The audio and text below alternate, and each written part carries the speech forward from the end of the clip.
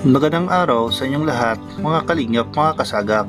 Sasamahan ko po kayo dito po sa aming lugar, dito po sa lungsod ng Naga, kung saan po tayo bibili ng ulam at bigas.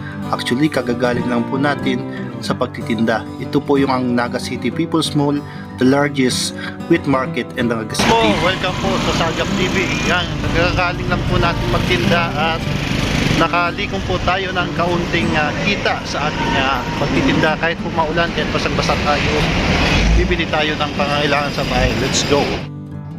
Yan, maglalakad-lakad tayo at marami ditong mga paninda. May tinda ng mga bigas at ano pang nandito, yung mga gulay, may avocado. Tamang-tama avocado ngayon at marami pang iba. At akyat tayo sa second floor kung saan po matatagpuan yung fish market, yung ibig sabihin tindahan ng mga isda. At dyan dadaan tayo dyan, ayan, fish section. Actually sa kabila naman po ay meat section. Sa mga nagtatanong naman kung magkano ang kilo ng isda ngayon, actually po ay 160 pesos isang kilo at depende po sa klase ng isda. Ito po yung wheat market. Mamili na lang po kayo dyan kung ano po yung gusto nyo pong isda at pwede ring prito at sabawan. Tamang-tama ngayong tagulan ay sasabawan natin.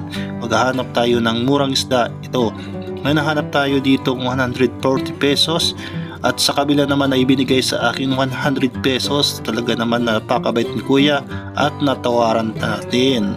At mamaya-maya at bibili tayo ng bigas sa baba, ang rice section.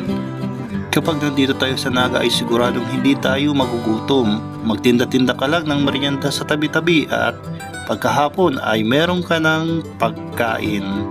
Ito po yung maraming tinda po rito sa gilid at bibili tayo ng bigas. Alin kaya dito ang pinakamura? Yan, 47 pesos lang, 2 kilong bigas. At alis na tayo at uwi na tayo at diretso ako dito sa Pangaliban Drive at kung saan tayo bibili ng Ludipin at Lusartan. Siyempre, kailangan natin ng pang maintenance kaya hindi pwedeng wala tayong maintenance. At siyempre, alis na tayo at ito na. Uwi na po tayo ng bahay at yan po yung daily routine natin sa araw-araw.